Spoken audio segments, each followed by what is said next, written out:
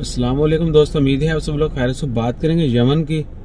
Yemen में recently एक बहुत अफसोसनाक वाकया हुआ। एक आदमी ने अपनी ही फैमिली के 12 मेंबर को शूट डेड कर दिया, यानी गोलियां मारकर जो है हलाक कर दिया। इन्ना लिल्लाहि व इन्ना इलैहि राजिऊन। अपनी फैमिली के 12 मेंबर्स को, यानी एक ही फैमिली में 12 लोगों को उसने बैक वक्त जो है वो गोलियां मार मार के जो है वो उनकी डेथ हो गई। दुआ करें कि अल्लाह ताला हम सबको अपनी हिफ्ज़ ईमान में रखे और हर किसी को ताकत दे मुसीबत को बर्दाश्त करने की, मुश्किल को बर्दाश्त करने की, इम्तहानात में सरखरू होने की। और ये मैं बात इसलिए क्यों कर रहा हूँ कि गम को सहने के लिए भी आपको बहुत हिम्मत चाहिए होती है।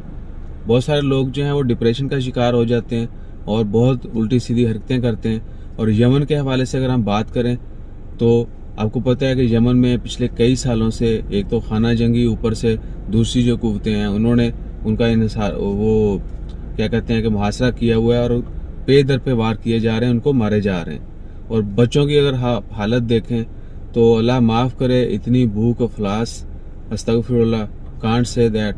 आप सबसे यही रिक्वेस्ट है कि एक तो अपनी एड जो है आप कोशिश करें कि किसी न किसी तरीके से उन लोगों की हेल्प करें, मदद करें, ताकि उनमें भी थोड़ा सुकून आए, दम आए, उनको पता चले कि पीपल आर देयर।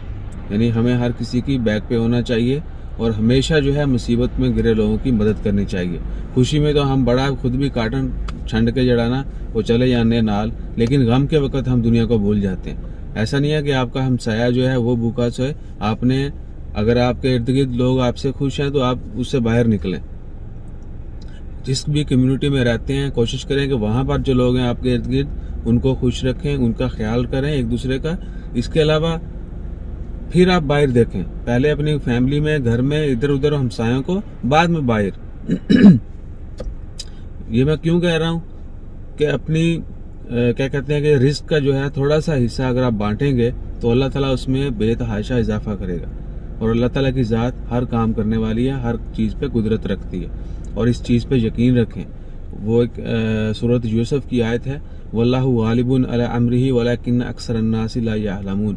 और बेशक अल्लाह ताला हर चीज़ पर कादर है, लेकिन मगर अक्सर लोग इस बात पर यकीन नहीं रखते।